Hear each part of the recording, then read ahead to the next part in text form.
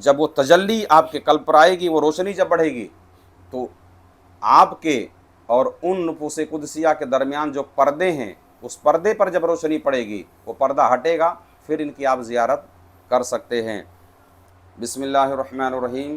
اللہم صلی وسلم علی سیدنا محمد وعلی آل سیدنا محمد کما تحب و ترضی بان تصلی علیہ صلی اللہ تعالی علیہ وسلم۔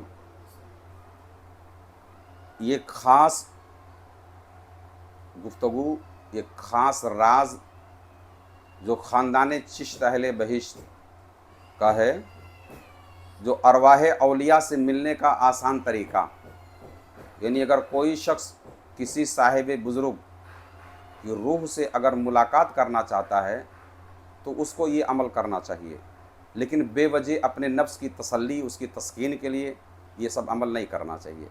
پہلے میں اس چیز کی وضاحت کر دے رہا ہوں کہ اپنی خواہش نفس کے لیے اس طرح کی چیزیں نہ کیا جائے۔ ارواح اولیاء سے ملاقات کیسے ہو، اب اس کے طریقے پر آپ لوگ غور کریں، کیا کیا چیز ہونا ضروری اس میں ہے۔ ارواح اولیاء سے ملاقات کے لیے عام بندہ تو کوشش نہ کرے، اس کے لیے راہ سلوک یعنی گروہ صوفیہ کا وہ شخص ہونا چاہیے۔ سمجھ میں آیا؟ سب سے پہلے تو یہ سن لیں، اس کے مقاصد بھی کچھ ہوں، ہے نا، بے مقصد یہ سب کرنا بالکل ٹھیک تو ہے نہیں۔ تو سب سے پہلے ضروری ہے کہ وہ بندہ راہ سلوک والا ہو، سالک ہو۔ کسی بھی ولی اللہ کے روح سے ملاقات کی اگر ضرورت ہو تو اس کے لیے سالک ہونا ضروری ہے، وہ سالک ہو۔ اب سالک کیا کرے؟ بابرزخ شیخ، یعنی اپنے شیخ کے تصور کے ساتھ سالک کو چاہیے کہ رات خلوت میں گزارے، یعنی جہاں اس کو یہ شرف ملاقات کی ضرورت ہو، شرف زیارت کی جہاں خواہش ہو، تو وہ خلوت ہو، تنہائی ہو، بازار ایسی کوئی چیز نہ ہو۔ تو سب سے پہلے ہماری نفس کو خلوت ہی قیامت ہے نا۔ کمزور دل کا کام تو ویسے بھی نہیں ہے نا، یا چھوٹے دل کا کام ویسے بھی نہیں ہے۔ خلوت نشینی اس میں شرط ہے کہ آپ تنہا ہوں۔ کیا ہو؟ تنہائی میں ایسی جگہ کا انتخاب کریں، ایسی جگہ کا چناؤ کریں جو غیروں سے بالکل خالی ہو، آپ کے سوا کوئی وہاں نہ ہو۔ اور خلوت ایک خاص اثر رکھتی ہے۔ سرکار دو عالم صلی اللہ تعالیٰ علیہ وسلم وحی کے نزول سے پہلے بھی آپ خلوت نشین ہوتے تھے۔ خاص چیز اگر لینا ہے تو خاص اعمال اور خاص ریاضات بھی آپ کو کرنی پڑے گی۔ سمجھ میں آئی؟ اللہ کے رسول صلی اللہ تعالیٰ علیہ وسلم پر وحی کے نزول سے پہلے غار حرا کے اندر جا کر کے آپ کئی دنوں تک کے تنہائی میں رہتے تھے۔ اس کے بعد وہاں سے وحی کا نزول شروع ہوا۔ موسیٰ علیہ السلام کو اللہ کی کتاب چاہیے تھی، اللہ سے آپ نے عرض کیا، اللہ نے حکم دیا کوہ طور پر تنہائی میں آ جاؤ۔ تو اب خاص کیٹیگری میں آنا ہے تو خاص اعمال اس کے لیے ہیں۔ یہاں تک کہ آپ نے دیکھا ہوگا کہ ستاروں کی تسخیر، اجنہ کی تسخیر کے لیے بھی تنہائی شرط ہے نا، اس کے لیے بھی تنہائی شرط ہے۔ مگر راہ سلوک میں تو خلوت جو ہے پاکی کے ساتھ ذکر و مراقبات اور ارواح اولیاء و انبیاء، ابدال و اوتاد سے ملاقات و زیارت جیسے اہم کاموں کے لیے خلوت نشین ہوتے ہیں۔ بات سمجھ آئی؟ صوفیہ کی جو خلوت نشینی ہے وہ تذکیر ارواح کے لیے، کسی عام کی تذکیر کے لیے نہیں، ستاروں کی تذکیر کے لیے، جناتوں کی تذکیر کے لیے نہیں ہے، اپنی روحانیت کے عروج کے لیے یہ لوگ خلوت نشین ہوتے ہیں، مراقبات کے لیے، اذکار کے لیے، ہے نا، اللہ تبارک و تعالیٰ کی طرف اپنے آپ کو مائل کرنے کے لیے، اللہ کے لیے ساری دنیا کو چھوڑ کر یہ خلوت نشین ہوتے ہیں۔ سب سے پہلے ہم اب خلوت میں جانے سے پہلے بھی آپ کے لیے کچھ ضروری چیزیں ہیں۔ سب سے پہلے ہم اپنے آئینہ دل کو چمکائیں، शीशे की तरह जब ये साफ हो जाएगा तो अवताद व अब्दाल आपकी तालीम के लिए आएंगे। यानी इसमें कल्ब की रोशनी ज़रूरी है। आपके कल्ब के अंधेरे में कोई नज़र नहीं आएगा। यहाँ किस रोशनी की ज़रूरत है? कल्ब की रोशनी की ज़रूरत है। सबसे अहम इस काम के लिए कल्ब की सफाई है। सफाई कल्ब हो, जब तक कि दिल का आईना आपका साफ नहीं होगा तब तक कि उसके अंदर रोशनी पैदा होना नामुमकिन है। तो इसके लिए ज़रूरी है कि आपका कल्ब जो है साफ हो, रोशन कल्ब की ज़रूरत है। तरीका उसका ये है कि सालिक को चाहिए सबसे पहले दो काम करे। सबसे पहले इसके लिए दो काम ज़रूरी है। पहला काम है तखलिया, दूसरा है तजल्लिया। ये क्या है ये आप समझ लें। तखलिया क्या है और तजल्लिया क्या है? तखलिया का मतलब यह है कि अल्लाह के सिवा दिल से सबको निकाल कर दे, सबको खाली कर दे। बराबर है? यानी दिल से अल्लाह के सिवा सबको निकाल दे, कोई ना रहे, तो ये हुआ तखलिया।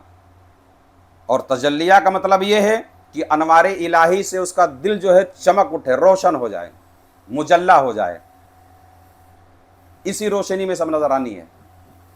इस रोशनी के बगैर अगर देखने की कोशिश करेगा तो उसके इस जिस्म को नुकसान होने का अंदेशा है। बात समझ आ रही है? यानी आंख की रोशनी के बजाय इसको दिल की रोशनी से देखा जाएगा। आसान तरीके से अभी समझ पा रहे हैं ना? यानी यहां आंख की रोशनी के बजाय इनको कल्ब की रोशनी से देखना बेहतर है। इन दोनों में असल सबसे तखलिया ही है। यानी जब आप अपने दिल को अपने दिल से गैर निकाल दोगे तो खुद ब खुद तजल्ली इलाही उसके अंदर करार पकड़ेगी। जब तखलिया कायम हो जाएगा तो तजल्लिया खुद ब खुद हो जाएगा। हमारे ख्वाजगाने चिश्त अहले बहिश्त तो तखलिया और तजल्लिया एक साथ कर लेते थे। उनको इस पे बड़ी महारत हासिल है। यानी एक ही झटके में दोनों निकाले, फौरन बैठा लिए। बात समझ में आई? अब अपने दिल से हर ख्याल को निकाल कर दिल की निगरानी करें। अब तमाम ख्यालात को अपने दिल से बाहर निकाल करके अब दिल की आपको क्या करनी है? निगरानी करना है, गौर करना उस पर। यानी कोई ख्याल आने ना पावे सारे। अब जाहिर से बात है, एक आम आदमी तो नहीं कर सकता ये, है ना? जो मुराकबा नहीं करता है, तसव्वुर शेख नहीं करता, तो उसके लिए तो मुश्किल ही है। यहाँ तक कि अपनी हस्ती को भी बंदा भूल जाए, अपने वजूद को भूल जाए, इतना गर्क हो जाए इसमें, फिर अल्लाह की ज़ात व सिफ़ात में मशगूल हो जाए, मुस्तगरक हो जाए उसमें। क्या हो जाए? पहले निकाल, फिर अब अल्लाह तबारक व तआला की ज़ात व सिफ़ात में मुस्तगरक हो जाओ उसमें। दिल से पहले निकालो, तखलिया करो, फिर अल्लाह तबारक व तआला के ज़ात व सिफ़ात से अपने दिल को रोशन करो, मुजल्ला करो।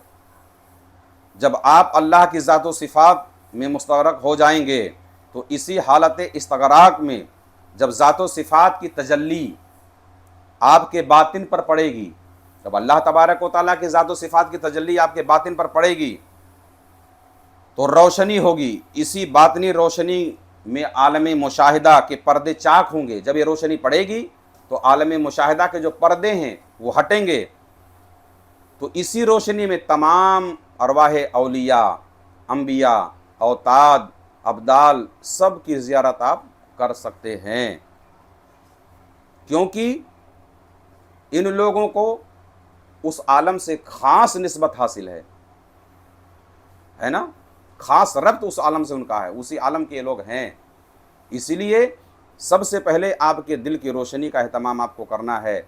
अपने दिल को खाली करो, अल्लाह तबारक व तआला की ज़ात व सिफ़ात में गर्क हो जाओ। जब वो तजल्ली आपके कल्ब पर आएगी, वो रोशनी जब बढ़ेगी तो आपके और उन नुफूस कुदसिया के दरमियान जो पर्दे हैं, उस पर्दे पर जब रोशनी पड़ेगी वो पर्दा हटेगा, फिर इनकी आप ज़ियारत कर सकते हैं।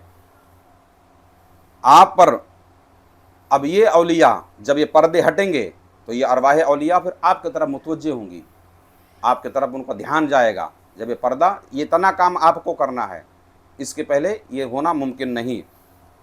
اور شرف کلام بھی بخشیں گے، یعنی بات بھی ہو سکتی ہے، اور آپ کی تعلیم، اگر کوئی ضرورت آپ کی ہے تو آپ کی تعلیم بھی وہ کر ڈالیں گے انشاءاللہ تبارک و تعالی۔ یہ صورت ہونے کے بعد سب سے بہتر طریقہ تو یہ ہے کہ اگر کوئی عوام الناس تو پہلے بات کوشش نہ کرے، اگر کرے بھی کوئی خاص مقصد ہو تو اس طریقے پہ کرے۔ اس کے باوجود بھی اگر یہ ممکن ایسا نہ ہو، اس صورت میں آپ کو اکثر خواب میں زیارت ہوگی۔ کس میں؟ یہ طریقہ میں نے بتایا، اس میں آپ کو خواب میں زیارت ہوگی۔ اب دوسرا طریقہ جو ذکر کے تعلق سے ہے، برابر ہے، یعنی ذکر، حالت ذکر میں ذکر کر کے اس طریقے سے کیا جائے تو انشاءاللہ تبارک و تعالیٰ فوری طور پر آپ زیارت کر سکتے ہیں۔ لیکن یہ ذکر والا طریقہ جو اب تک زندگی میں کبھی ذکر نہیں کیا ہے یا مراقبات نہیں کرتا ہے تو وہ قطعاً نہ کرے۔ پھر اب اس کا طریقہ کیا ہے، وہ ذکر کیسے کرے، ذکر کے ذریعے کیسے ان ارواحوں سے ملاقات کر سکتا ہے، وہ سن لیں آپ۔ جس طریقے سے ہم ذکر میں بیٹھتے ہیں پہلے اس طریقے سے آپ بیٹھ جائیں، چاروں کل سورہ فاتحہ پڑھ کے تم اپنے پیر و مرشد سے لے کے کل ارواح اولیاء انبیاء کو اصال کر دیں، اور ان سب سے بھی ان کی توجہ کے طالب رہیں۔ جس طریقے سے ذکر میں بیٹھتے ہیں اس طریقے سے آپ بیٹھ جائیں۔ سب سے پہلے 21 مرتبہ یا رب کہیں۔ کیا کہیں؟ یا رب، یا رب، اس طریقے سے 21 مرتبہ کہیں۔ پھر آسمان کی طرف منہ کہہ کے یا روح کہیں۔ کیا کہیں؟ یا روح کہیں۔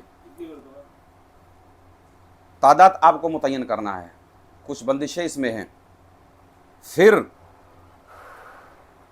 آسمان کی طرف منہ کر کے کیا کہیں گے؟ یا روح۔ جب پوری بات سنیں گے تو مضمون سمجھ میں آ جائے گا، ابھی بات ہماری پوری ہوئی ہی نہیں ہے، برابر ہے۔ پہلے 21 مرتبہ یا رب کہیں، پھر آسمان کے طرف منہ کر کے کیا کہیں گے؟ یا روح۔